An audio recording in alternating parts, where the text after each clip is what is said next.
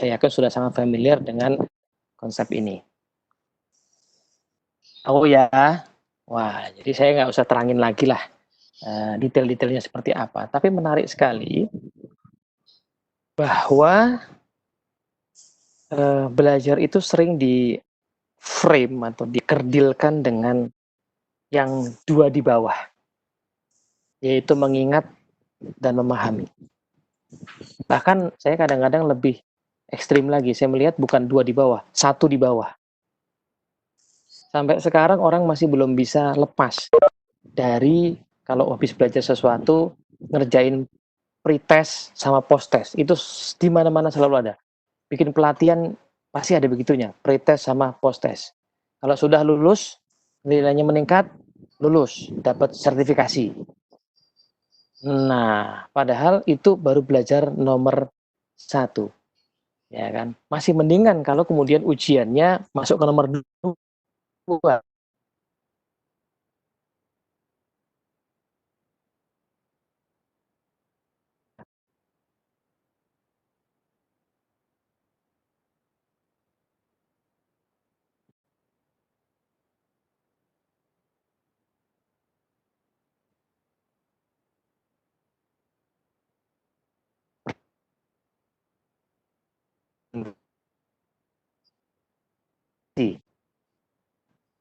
Ya kan? Bukannya pretest post-test, tapi disuruh presentasi, menjelaskan pemahaman itu masih mending. Saya gitu mulai masuk ke nomor 2. Tapi kadang-kadang berhenti di situ, belum sampai kayak nomor 3. Bagi yang belajar itu nggak boleh yang di bawah aja. Karena belajar itu harus ada hasilnya. Kalau orang udah belajar ilmu penjualan, pertanyaannya dalam 6 bulan, kalau orang udah belajar ilmu kepemimpinan, pertanyaannya dalam setahun, jumlah orang yang resign gara-gara dia pimpin, itu menurun apa bertambah? Nah, ini kok sama aja. Resign 5 juga. Lah, berarti nggak ada gunanya dong. Nah, jadi bagi eh, bagi teman-teman yang di dunia bisnis, maka belajar itu minimal sampai pada tataran aplikasi, bisa kepake. Masalahnya, aplikasi itu di sebelah kanannya, aktivitasnya adalah eksekusi, implementasi, latihan yang berulang-ulang gitu. Jadi kalau kita kembali ke tadi ya, salah satu kompetensi yang diperlukan di 2020, 2022, salah satunya people management, cara mengelola orang. Coba kita cek ya. Sementara kemampuan itu demikian penting dan ini sekarang saya bisa katakan ini lagi jadi happening nih Pak Ibu. Kemampuan kepemimpinannya. Karena kenapa? Karena beda dengan dulu ya. Dulu sekitar 30 tahun yang lalu misalnya, orang itu nggak perlu kadang-kadang nggak perlu dilatih kepemimpinannya untuk jadi pimpinan karena at least dia belajar dari pimpinannya. Ya kan? Karena dia sekian lama jadi anak buah, ganti-ganti bos gitu ya, ganti-ganti kepala sekolah, dia belajar memimpin dari pimpinannya lalu dia somehow bisa mimpin. Karena cukup lama. Nah, sekarang teman-teman kita di Bukalapak, di Tokopedia, itu pimpinan sama yang dipimpin itu sama-sama Gen Y.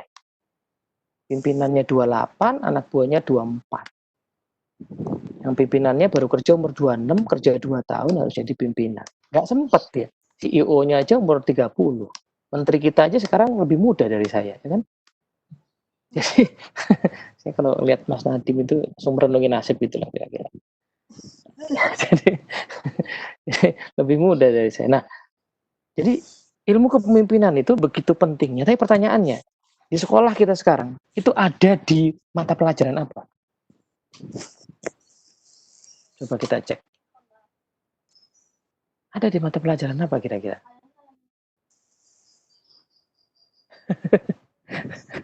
Di matematika, kayaknya nggak ketemu.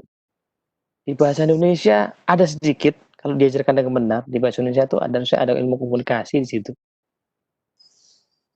Kayaknya justru ada di OSIS, ekskul, atau dalam versi yang mini kepemimpinan dalam kelas.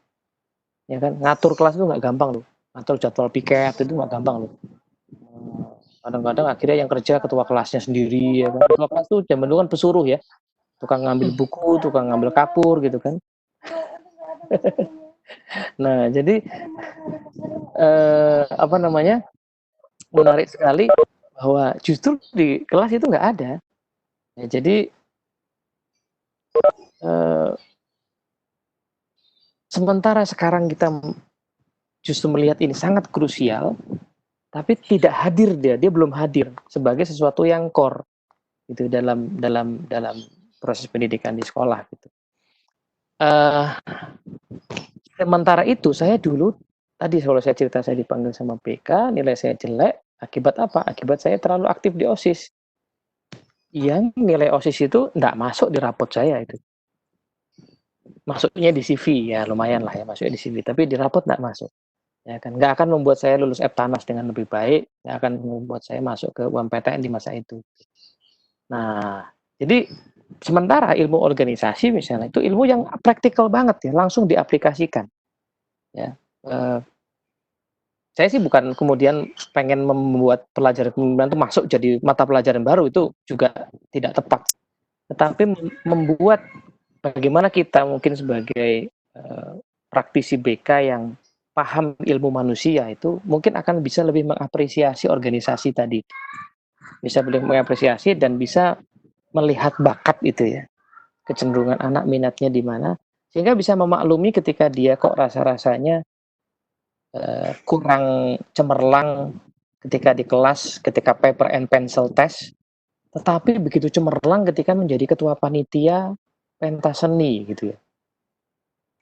Nah, ini kan mungkin wali kelas nggak ngeh akan hal ini gitu, karena wali kelas ya sudah punya kerjaan sendiri. Siapa yang ngeh akan hal ini? Mungkin either pembina OSIS atau menurut saya bisa jadi kita nih, BK yang punya view lebih luas gitu ya. Karena wali kelas kan mungkin view-nya ya agak lebih sempit, spesifik di kelasnya sendiri. Kita punya view yang lebih luas. Nah,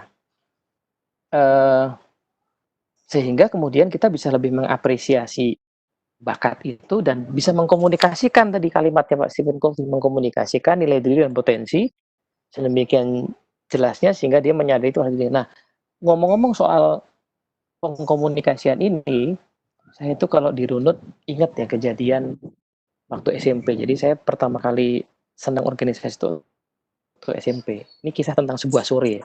Saya ingat betul kejadian ini. Meskipun guru saya mungkin nggak ingat kejadian ini. Jadi suatu sore saya ikut OSIS waktu SMP, tapi belum segandrung waktu SMA. Jadi waktu SMP masih ikut OSIS, iseng-iseng aja. Terus saya kebagian satu project.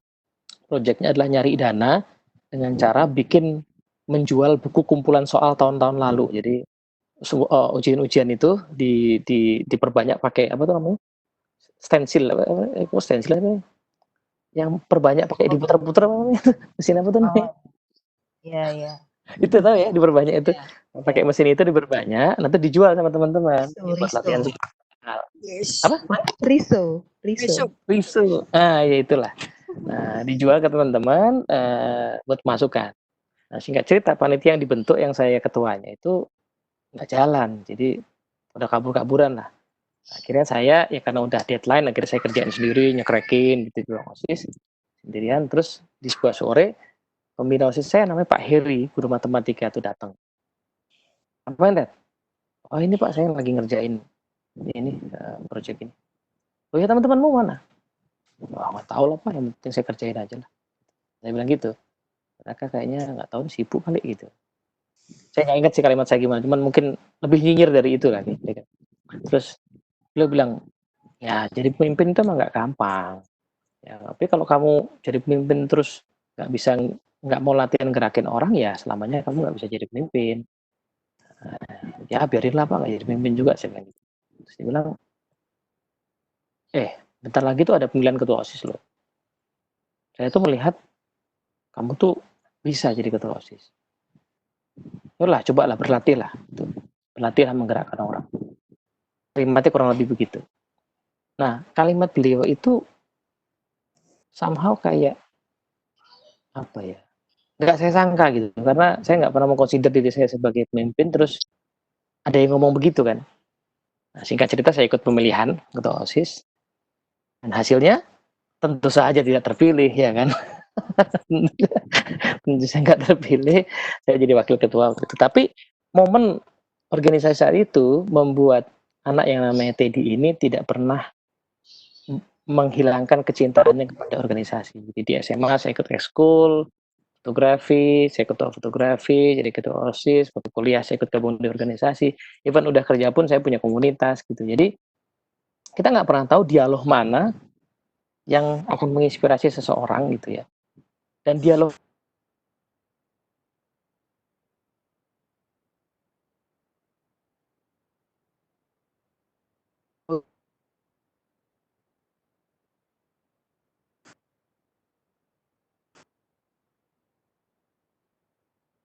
itu tidak akan mungkin terjadi tadi di ruang kelas kan, nggak luar di luar konteks itu.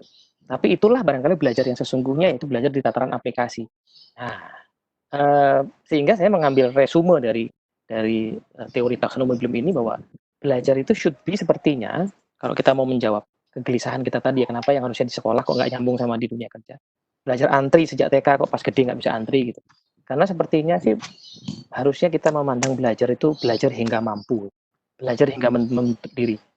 Saya pernah dikeluarkan dari kelas karena mempertanyakan kenapa kita harus belajar logika matematika. Jadi saya diminta untuk buka pintu lalu tutup pintu dari luar, itu kan sama aja disuruh keluar ya gitu ya. Karena saya mempertanyakan, saya mempertanyakan buat apa sih ilmu logika matematika ini, jika maka jika dan hanya jika itu kan? Kenapa itu masuk matematika gitu loh? Tapi seandainya baru sekian tahun kemudian saya ngobrol sama teman-teman saya kuliah di ilmu komputer, itu kepake teh. Kalau kamu mau bikin program, logiknya aja di situ. Saya pikir seandainya waktu itu jawaban yang saya terima adalah semacam itu, barangkali mungkin saya akan tertarik dengan ilmu komputer gitu, atau tertarik dengan matematika. Nah, tapi mengapa dialog itu tidak terjadi? Ya barangkali memang pelajaran itu berhenti di tataran pengetahuan, remembering. Gitu. Nah, itu bagian yang kedua ya. Kita akan masuk ke yang ketiga, Hao, tapi kita pause dulu. Boleh kita ngobrol dulu. Iya, ini sudah ramai sekali yang mau bertanya dan berkomentar, dan sebenarnya ini banyak ke haus ya, pertanyaan itu banyak yang bagaimana.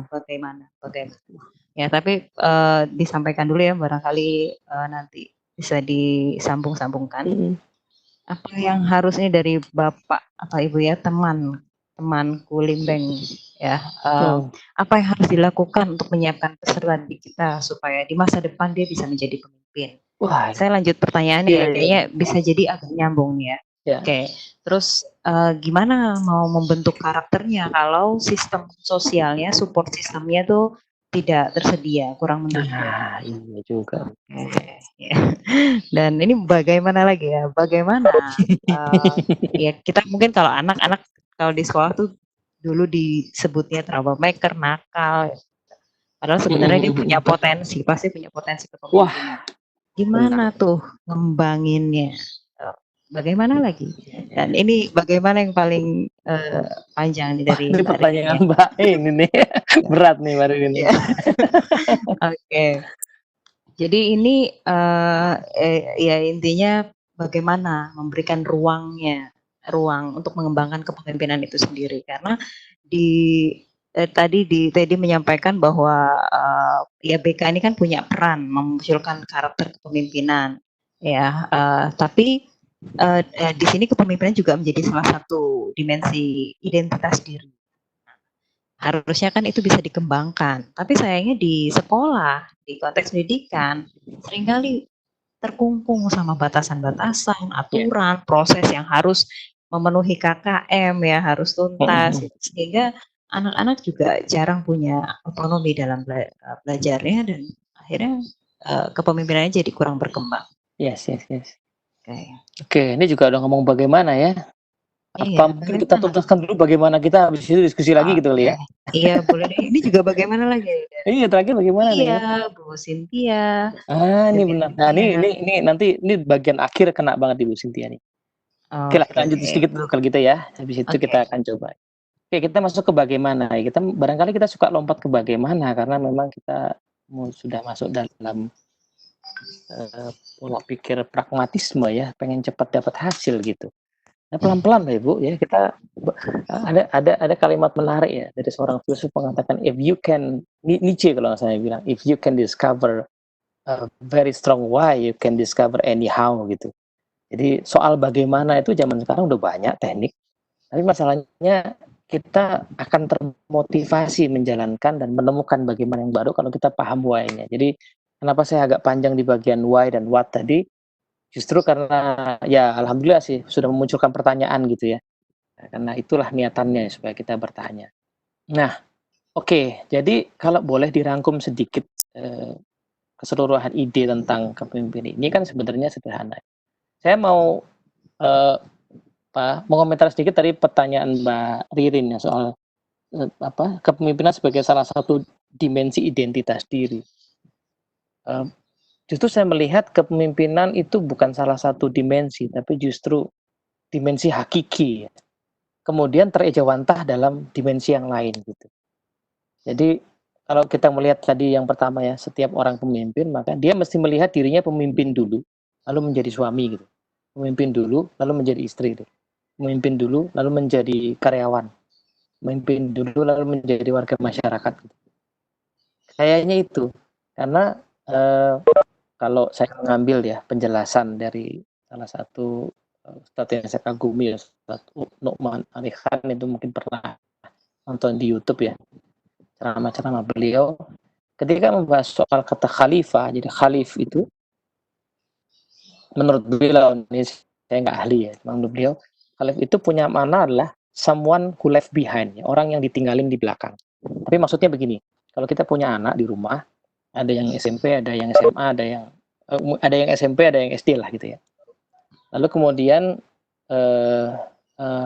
karena udah ada yang SMP, maka orang tua ada keperluan bisa ditinggal ya. Tapi nitip pesan nih sama yang SMP, mau papa ibu mau pergi, kira-kira 2 jam, tolong kamu jaga adik-adik ya.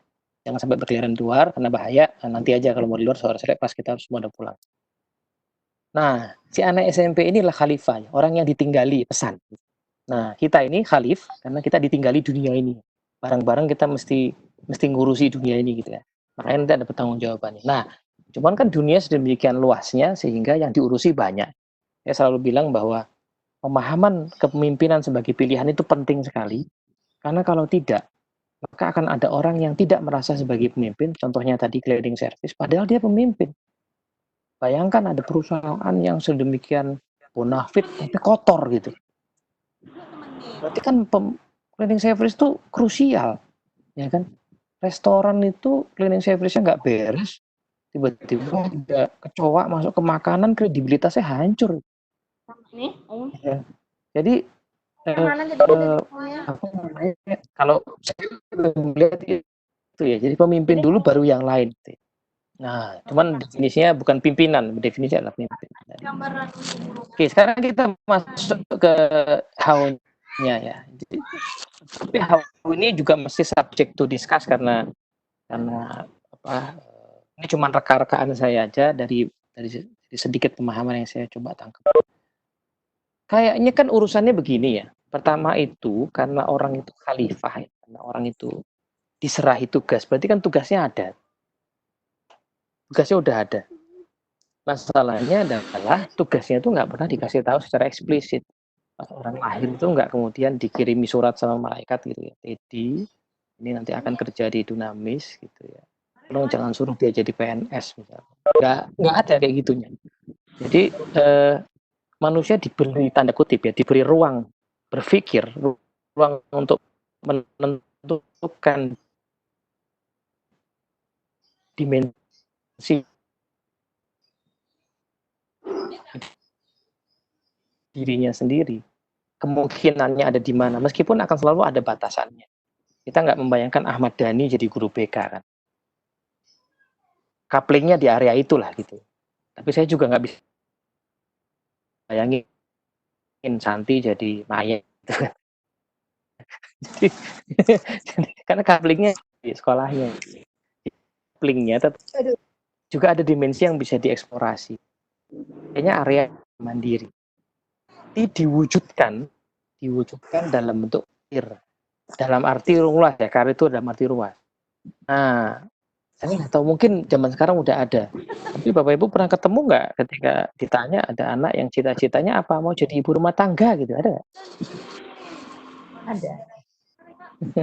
Nah, jadi pas SMA, SMP gitu, "Kamu cita-cita kamu apa?" Gitu. "Aku mau jadi ibu rumah tangga, Bu. Kira-kira aku kuliah di mana ya?" Gitu. "Ada ya?" Nah, alhamdulillah udah ada ya. Dulu kayaknya nggak ada itu jawaban itu ya. Nah, tapi seandainya pun ada, kira-kira pada saat, nah tengah-tengahnya kan pendidikan tuh kan. Begitu kita tahu kita mau berkarir apa, melakukan apa dalam hidup, kemudian tengah-tengahnya kita mesti menentukan kita mesti belajar apa. Sekali lagi pendidikan juga ini saya selalu mengambil definisi yang paling luas mungkin ya, bukan hanya sekolah. Nah, apa yang perlu dipelajari untuk sampai ke sana? Nah, ini bisa bolak-balik ya. Karena orang bisa mengubah karirnya di tengah-tengah seiring dengan pemahaman diri. Ini kayaknya yang paling basic gitu, yang paling basic peran kita membantu orang memahami dirinya. Masalahnya memahami dirinya itu tidak pakai teori saja, maksud saya. Jadi kita bisa mengenalkan teori Johari Window, ya, macam-macam bisa, tetapi realnya adalah dia mencari, dia berpikir, dia merenung gitu.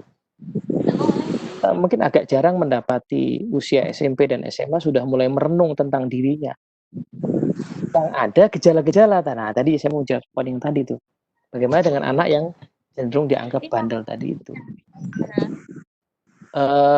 Mungkin Bapak Ibu pernah ngalamin ya, punya orang yang dikenal, orangnya aslinya baik sebenarnya sih, normal aja gitu. Tapi tiba-tiba orangnya mengalami sakit ya, badannya tuh nggak nyaman lah karena sakitnya. Kemudian ada perilaku yang berubah jadi galak gitu. Ini pernah ngalamin gitu ya, saya pernah mengamati ada yang kayak gitu. Nah, sepertinya yang kita labeli sebagai bandel itu kemungkinannya dua. Satu itu gejala. Gejala dari pencarian yang belum ketemu. Dan nggak ada yang memfasilitasi. Nggak ada yang mengajak dialog secara mendalam gitu. Pencariannya belum ketemu. Jadi gejalanya yang muncul.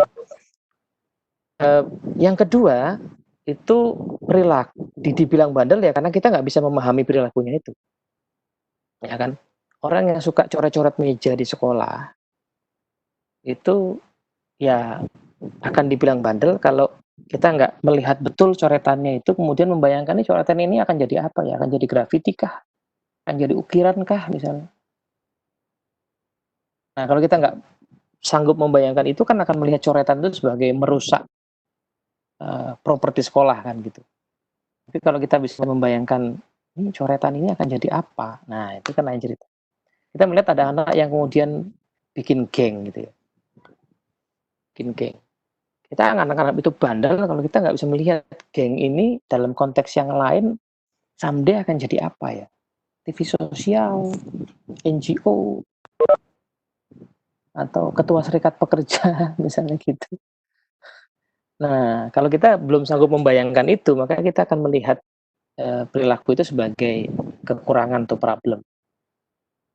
Nah, tapi kalau anggaplah tadi yang poin, tapi dua-duanya, yang manapun itu ya, yang manapun, yang apakah itu tadi gejala karena dia gelisah, atau gejala karena atau tadi ya kejadian karena belum dipahami nanti jadi apa, tapi tugas kita sepertinya mencari momen dialog untuk membuat kejadian itu menjadi pemahaman diri. Saya ingat satu momen, saya sudah kerja ini, itu agak bandel.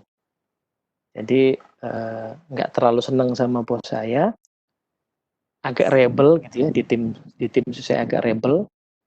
Kemudian selama sekian bulan tuh bos saya nggak terlalu gimana lah, nggak terlalu negur gitu. Sampai satu hari mungkin beliaunya nggak tahan ya. Beliaunya nggak tahan, kemudian ngajak saya one on one ngobrol. Terus singkat cerita dalam obrolan agak panjang itu dia feedback saya soal hal tadi. Kok mengamati kamu sering melawan ya dengan perilaku yang kurang enak gitu di meeting.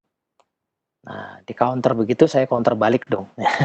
Saya jelaskan penyebabnya karena itu pun juga sebenarnya stimulus oleh ya saya nggak usah sebut ya bapak atau ibu sendiri gitu ya. Tapi kemudian dia menyampaikan satu hal yang menarik, saya nggak masalah kamu tidak setuju dengan saya. Yang saya permasalahkan adalah cara yang kamu ambil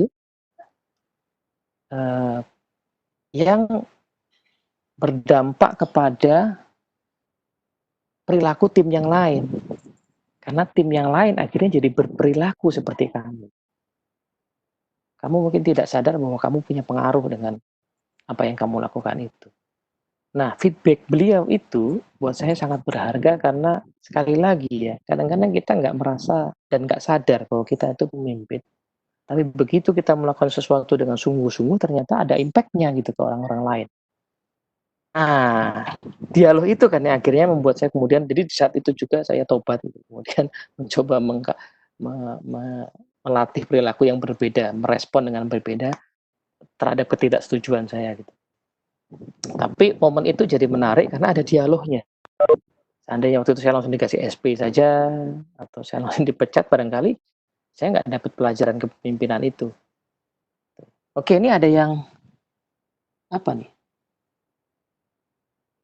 Mbok Niabi nanya apa nih?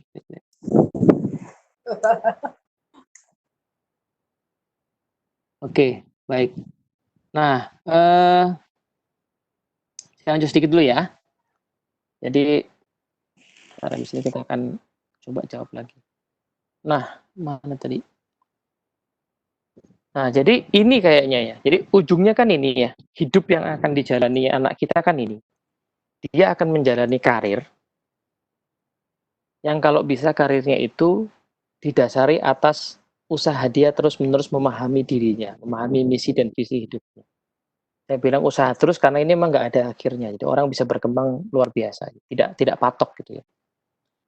Bahayanya adalah kadang-kadang kalau orang tidak berada dalam proses terus memahami dirinya, kadang-kadang dia kemudian karirnya tuh dipatok sama apa? Sama pendidikan. Kenapa kamu kerja di accounting kok kayaknya kamu padahal nggak terlalu suka-suka banget. Ya gimana, aku udah kadung kuliah di akuntansi. Jadi hidupnya dipatok sama pendidikannya. Atau kamu sebenarnya punya potensi loh buat usaha sendiri, tapi kan kok kamu nggak nyoba-nyoba sih? Gimana, aku tuh udah umur segini, nanti kalau aku coba-coba, ya udah tua, udahlah jadi karyawan aja. Hidupnya dipatok sama karir yang sudah kadung dia masuki tanpa sadar dulu.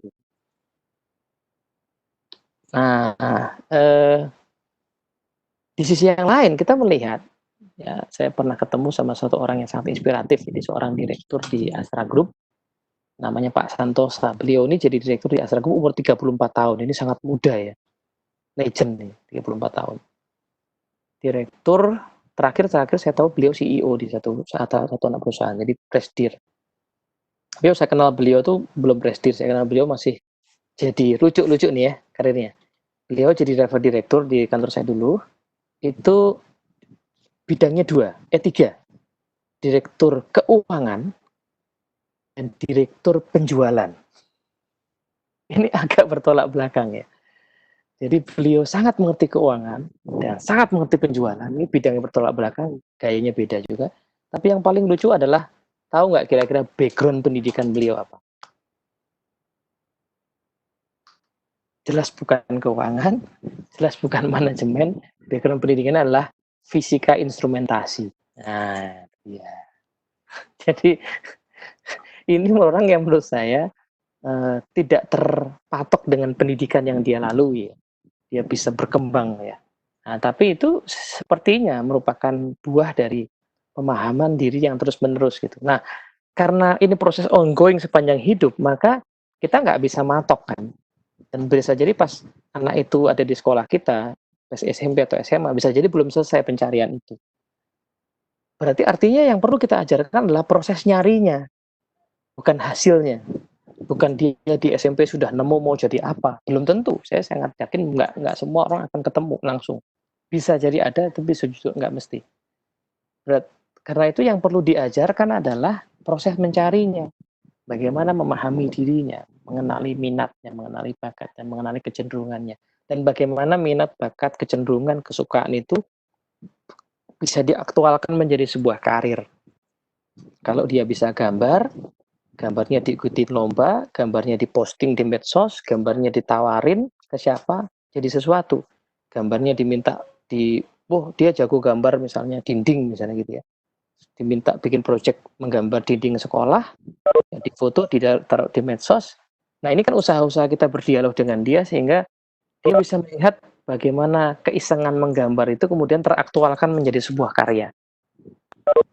Nah, kalau dia suka main handphone, main TikTok gitu, barangkali bisa berdiskusi kepercayaan dirinya itu kemudian bisa diapain, dijadikan video, dijadikan vlog yang isinya positif, kampanye sesuatu. Terus ketika kelihatan subscribernya bertambah, dia bisa melihat bagaimana keisengan itu kemudian akhirnya menjadi sebuah karir, sebuah karya. Nah, yang tentunya tidak sempurna, maka itu dia harus menempuh pendidikannya sendiri kan, menempuh perjalanan untuk mendidik dirinya. Saya bisa belajar sama siapa? Saya belajar di mana? Nah, ini adalah dialog-dialog, pertanyaan-pertanyaan yang bisa kita bangun sebagai bekal dia, karena dia nggak akan langsung nemu. Dia nggak akan langsung nemu. Tapi at least dia tahu cara untuk menemukannya. Oke, nah pertanyaannya, gimana supaya kita bisa ngajarin ini kan? Gimana supaya kita bisa ngajarin ini? Nah, tadi menjawab pertanyaan yang awal, saya sudah sempat sebut soal keteladanan, ada sebuah kalimat bagus bilangnya begini Bapak sekalian. People follow your footsteps faster than your words. Orang mengikuti langkah kaki kita itu lebih cepat daripada mengikuti kata-kata kita. Nah, ini quote yang sangat powerful ya tentang keteladanannya. Begitu kita dewasa, itu tiba-tiba kita jadi guru. Menarik ya. Begitu kita dewasa, tiba-tiba ada yang ngikutin sesuatu dari kita. Kan? Ada yang ngikutin kebiasaan kita, ada yang ngikutin hobi kita, yang nggak pernah kita ajakin itu. Ikut aja gitu. Nah, betapa powerfulnya langkah kaki itu dibandingkan kata-kata. Nah, berarti kalau balik ke sini, gimana supaya saya bisa mengajari ini? Maka kita pun sepertinya perlu clear dengan hal ini di dalam diri kita sendiri. Nah, saya ambil contoh misalnya. Kita mau membangun someday anak kita tuh punya kemampuan berpikir ilmiah. Nah, kadang-kadang ini terlalu dibuat rumit. Ya karena memang ada rumitnya juga ada ya. Bagi yang pekerjaannya researcher memang perlu yang sekompleks itu. Tapi dalam konteks sehari-hari berpikir ilmiah itu kan sebenarnya cuman ini. Ya kan? Ini kan 5 bab dalam skripsi aja tuh. Satu, merumuskan masalah. Kalau sudah ketemu masalahnya, cari referensi supaya nggak reinvent the wheel. Supaya nggak ngumpul-kumpul lagi yang jangan-jangan udah ada solusinya. Kalau udah dapat referensi, yuk kita bikin planning, bikin proposal. Habis itu jalanin cari data, ya kan, eksekusi cari data. Terus habis itu dari data yang muncul setelah dieksekusi, kita ambil simpulan, kita ambil ruang pembelajaran lagi untuk jadi isu lebih lanjut. Ini pola pikir yang dalam versi sederhana kepake di semua bidang. Sayangnya tidak banyak orang kemudian mengambil yang simpel itu dan memperumit, sehingga banyak orang berpikir ilmiah itu berhenti ketika dibikin skripsi. Padahal kalau kita bikin proposal kegiatan, harusnya pakai ini kan. Kita mau bikin proposal apa kegiatan. Saya kemarin beberapa tahun lalu ke sekolah diskusi soal program. Sekolah punya banyak sekali program. Pertanyaannya saya bilang, ini ada program yang kalau saya lihat udah berjalan 5 tahun. Udah ada program itu. Program Allah anggaplah gitu. Nah, di tahun ke-6 ini, program ini sebenarnya kenapa tetap ada? Kenapa tetap diadakan? Itu menarik sekali, nggak ada satupun panitia yang bisa menjawab, kenapa program ini ada? Apa permasalahan yang mau dijawab dengan program ini? Artinya, kenapa program itu masuk? Berarti karena apa? Karena sudah 5 tahun ada. Karena sepertinya bagus. Tapi nggak ada referensi. Gitu. Padahal tinggal dilihat saja, nggak perlu rumit, nggak perlu pakai ilmu yang terlalu canggih ya. Cukup dilihat ya, sebenarnya dulu tuh ini dibuat-buat apa, sekarang masih relevan apa tidak. Kalau masih relevan, berarti temanya apa, tergantung masalah yang terjadi di sekolah kita apa. Itu kan sederhananya kan. Nah, Karena ini belum digunakan di tataran guru di sekolah yang waktu itu saya temui, ya wajar kalau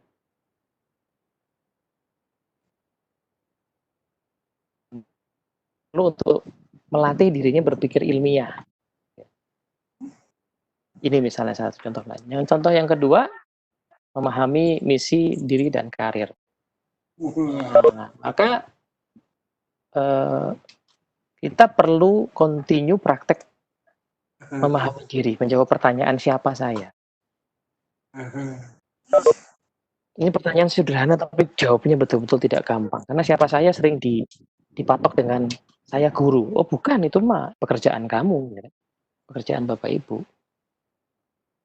Dan kadang-kadang dipatok lebih kecil, saya guru BK saja. Gitu. Sehingga saya tidak bisa, ini di minggu lalu saya ingat Mbak Jani kalau nggak salah membahas soal, kalau saya nggak salah dengar ya, inferioritas guru BK yang agak susah punya pengaruh karena ya guru-guru lain lebih punya pengaruh. Tapi padahal boleh-boleh saja dong saya guru BK tapi menguasai fisika. Sehingga saya bisa komentar sama pelajaran fisika. Pak, Bu, guru fisika, seharusnya pelajaran fisika itu bisa dipakai buat ngajarin kepemimpinan. Gini caranya. Nah, saya bisa komentar kalau saya membuka pikiran saya melampaui batasan pendidikan atau ruang lingkup pekerjaan saya. Itu baru dari sisi pekerjaan. Belum dari sisi yang lain. Tadi guru saya Pak Alba ini punya definisi guru yang lebih luas. Saya bukan hanya guru, tapi saya aktivis. Saya adalah penulis. Ya kan? Sehingga ya belakangan kita melihat beliau sebagai ya pemimpin ya. Sekarang saya kira kepala sekolah atau wakil kepala sekolah gitu. Jadi perjalanan ini pun mesti kita lalui. Gitu. Yang kedua, karir. Ya, bagaimana saya bisa mewujudkan siapa saya itu, apa target saya. Kalau saya melihat diri saya, definisinya udah luas, jadi saya yang aktivis itu pengen bikin apa realnya, gitu kan. Itu kan akan jadi karir saya kan. Saya yang penulis itu, sorry. Oh, saya pikir ada pertanyaan. Saya yang penulis itu pengen bikin apa? Hidup saya, gitu ya. Realnya mau saya bikin apa? Dan untuk itu saya perlu belajar apa? Saya perlu bikin kurikulum hidup apa? Nah, ini istilah yang menarik yang saya suka, istilah kurikulum hidup ini. Karena menarik ya. Anak sekolah itu ambillah jamnya misalnya masuk jam 7, pulang jam 2 atau jam 3, itu berarti sekitar 5 tambah 3, 8 jam ya di sekolah. Untuk 8 jam saja, itu Bapak Ibu kan bikin kurikulum detail sekali kan. Apa yang mau di-deliver selama 8 jam itu. Kemudian per semester, per tahun dibuat kurikulum. Tapi menariknya, begitu orang lulus dari kuliah, dia menjalani hidup tanpa kurikulum, padahal hidupnya masih panjang. Lulus kuliah umur 22, 23 mungkin, rezeki sampai umur 60, 70, pertanyaannya kurikulum hidup apa yang mau saya lalui. Sehingga banyak orang berhenti belajar ketika selesai kuliah. Dan ilmunya akhirnya terpatok di ilmu setelah selesai kuliah itu. Gitu. Nah, kurikulum hidup konsekuensinya adalah habis itu akan cara-cara referensi dong. Ya kan? Saya guru BK, tapi saya hobi motor ini. Boleh dong saya punya karir sebagai pemilik bengkel kecil dekat rumah lah ya. Siapa tahu bisa jadi gede. Saya ngulik lah tuh tentang motor. Someday murid saya lihat, ih, Bapak ini menarik sekali guru BK tapi bisa ngulik motor rupanya. Wah, terus kita cerita filosofi hidup dari motor. Nah, gitu kan. Tiba-tiba akan membuka wawasan orang gitu. Tanpa kita perlu kampanye bahwa saya guru BK dan saya suka motor. Ya, tapi karena kurikulum hidup itu kita desain sehingga kita menjadi orang yang lebih utuh, lebih multidimensi. Nah, tindakan itulah yang berbicara lebih lantang daripada kata-kata kita. Nah, kurang lebih begini, Bu Santi. Kita pause dulu. Mungkin ada komentar. Ini Bu Santi masih ada nggak ya? Kok nggak nampak? Oke, kita coba cek di chat aja ya. Sorry. Oh, iya, suaranya terlihat tadi. Terlihat tadi. Oke, Oke, oke. tadi dari apa yang tadi dipaparkan, sebenarnya kalau merefleksikan dengan perannya guru BK itu sebenarnya emang BK Hmm. banget, Mm-mm. BK banget. Terus ya artinya kita punya di BK itu kita punya layanan bimbingan pribadi, sosial, belajar dan Mm-mm. karir, ya. Dan seperti yang tadi disampaikan membuat kurikulum hidup gitu ya. Itu kalau di saya bimbingan karir yang saya kembangkan itu dengan proposal hidup. Ya, itu juga sebenarnya apa namanya sangat BK lah gitu. Dan ini seperti yang tadi disampaikan sama di sini juga Pak Aden Romah ya bilang kalau Mm-mm. ya ternyata menanamkan sikap dasar kepemimpinan itu memang sebenarnya sudah dilakukan oleh guru BK, Mm-mm. sudah menjadi bagian dari perannya guru BK. Cuma mungkin ya ada yang bertanya tadi di atas, kita salah apa sih? Kita kurang apa sih? Sampai Ya. akhirnya kok begitu apa namanya kok belum sampai yang kita lakukan itu belum sampai memunculkan sisi-sisi kepemimpinan yang diharapkan. Ya. Terus jadi yang ada tadi nyampaikan tentang taksonomi Bloom itu juga kita sebenarnya sekarang lagi pelajari dalam Mm-mm. 2 tahun terakhir ini tentang higher order thinking skills-nya, Mm-mm. bagaimana BK Mm-mm. memicu, BK bisa memantik keterampilan berpikir tingkat tinggi pada siswa. Mm-mm. Itu juga sedang kita pelajari di guru-guru BK. Oke. Poin pertanyaan tadi menarik kan. Terus apa yang ya kalau mau pakai istilah itu boleh lah. Apa yang kurang kalau gitu ya sehingga kok tadi gap tadi masih ada ya kan? Ya, jawaban pertama kemungkinan kalau kita mau berspekulasi ya di sini mungkin. Itu masih menjadi pelajaran gitu. Pelajaran di BK, memahami diri, bikin cita-cita. Pas dia masuk ke pelajaran matematika nggak kebawa. Pas dia masuk ke pelajaran olahraga dia nggak kebawa. Saya tuh suka bercanda sama teman-teman guru olahraga. Saya bilang begini, apa sih sebenarnya esensi belajar olahraga itu? Jelas bukan menyuruh orang jadi atlet. Lalu ngapain kamu ngambil nilai lompat jauh? Jelas-jelas itu gendut kayak gitu kok. Gak bakal bisa lompat jauh. Tapi menurut saya kayaknya olahraga itu kenapa ada di setiap sekolah, dipelajari setiap anak? Karena dia pengen mengajarkan orang terbiasa gaya hidup sehat. Jangan-jangan someday pelajaran olahraga itu cukup begini aja. Kamu pilih deh olahraga yang bisa kamu yang sukai, coba jalanin selama 1 bulan. Kalau udah jadi habit sebulan nilaimu 10 gitu. Karena begitu jadi habit itu jadi manfaat buat masa depannya. Ngapain sih belajar tenis, kasti? Kalau saya nggak pengen jadi pemain kasti. Itu kemungkinan pertama ya. Kemungkinan kedua, gunanya belajar olahraga adalah ada value dari olahraga itu. Sepak bola itu ada value-nya.